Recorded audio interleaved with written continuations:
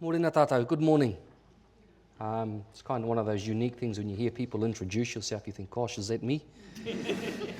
Whare Wa. And just as I mentioned this morning in the whai kōrero, taking time to pause and reflect, as I arrived here this morning, I got news that a close friend of mine has died and was lying in state on the marae here earlier. So my thoughts to rangi Māori Headley, where we were both students of Hirini Melbourne here in the, goodness me, late 80s I think it was. And we were his kind of guinea pigs when he ran a program on taonga puoro. And rangi Māori has certainly carried that on.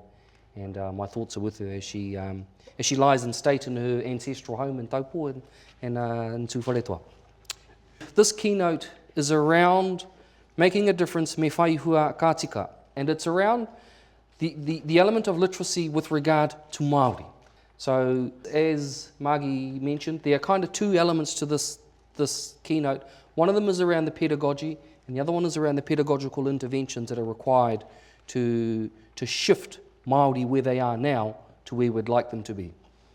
Here again, these are just some of the notes out of the abstract, more for my sake, just to make sure I keep on line with what we said we're going to talk about.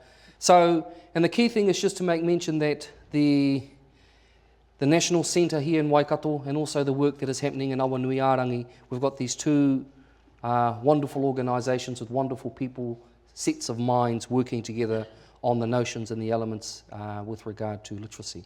And in my particular area, it has a particular accent and focus on te ao Māori. And here again, just again some of those summary key points out of the abstract.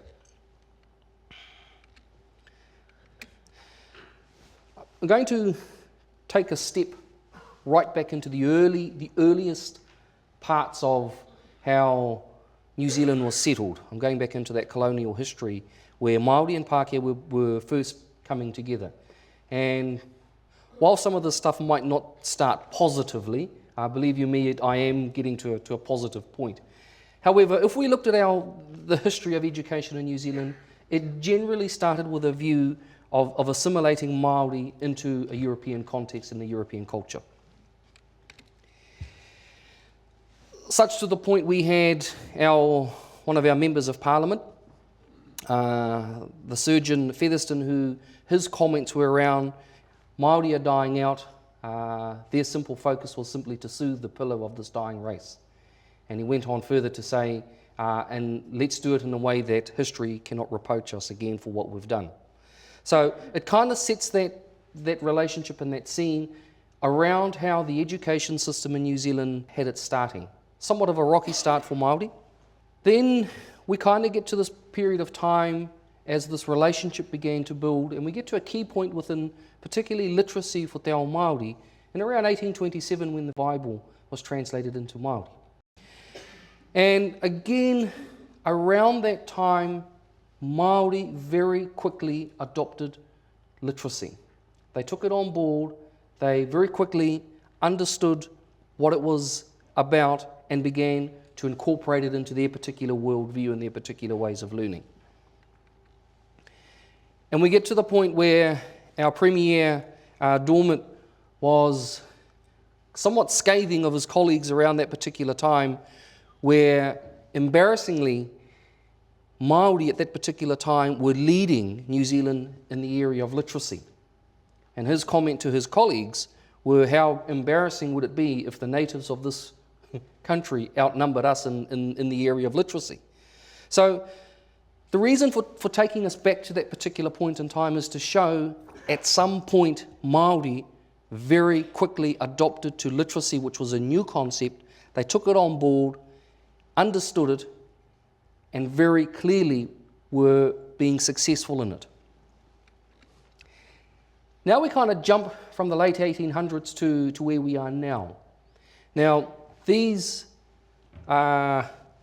figures in this particular slide and the next one is taken out of the report from April Parata from out of the ministry.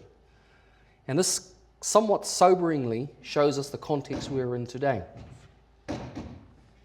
89 of 100 Māori children who enroll, 89 will have participated in early childhood. 87 will go to a school in the North Island. 60 will attend a decile 1 to 4 school. 17 will enter a Māori medium education. 18 will not have achieved basic literacy and numeracy skills by age 10. 18 out of 100. 3 will be frequent truants by years 9 and 10. 5 would be stood down from school. 34 will leave secondary school without a qualification. Again, 34 out of 100. 16 will have disengaged from education, employment or training by age 17. 48 will leave school with NCEA level 2 or better. 20 will leave school with a university entrance standard, and 10 will attain a bachelor level degree by age 25.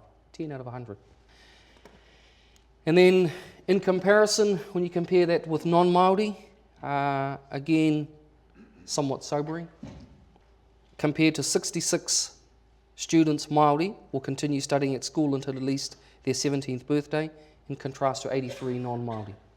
16 Māori will disengage from education or employment before training by age 17, 6 non-Māori.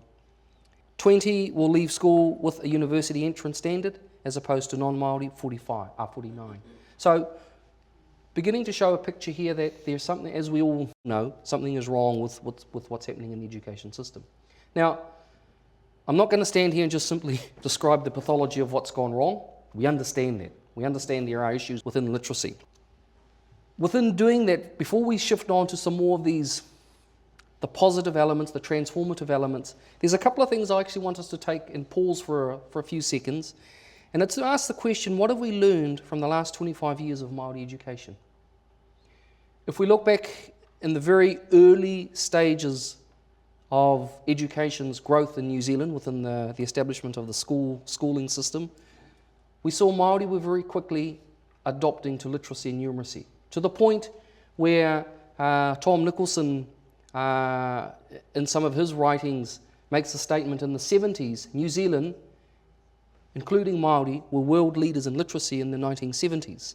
And his argument, again, if you follow his argument, is around the notion that teaching at that particular time was basically built around phonetics, which resonates with Māori. You feel the words in your mouth, and as you're beginning to learn and engage with the words, you actually feel it as you're saying it. There's a whole lot of resonance in there.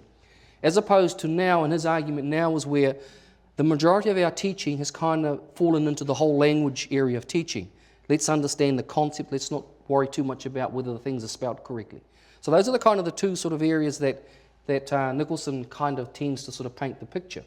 But can't ignore the fact, in the 70s we were world leaders in literacy.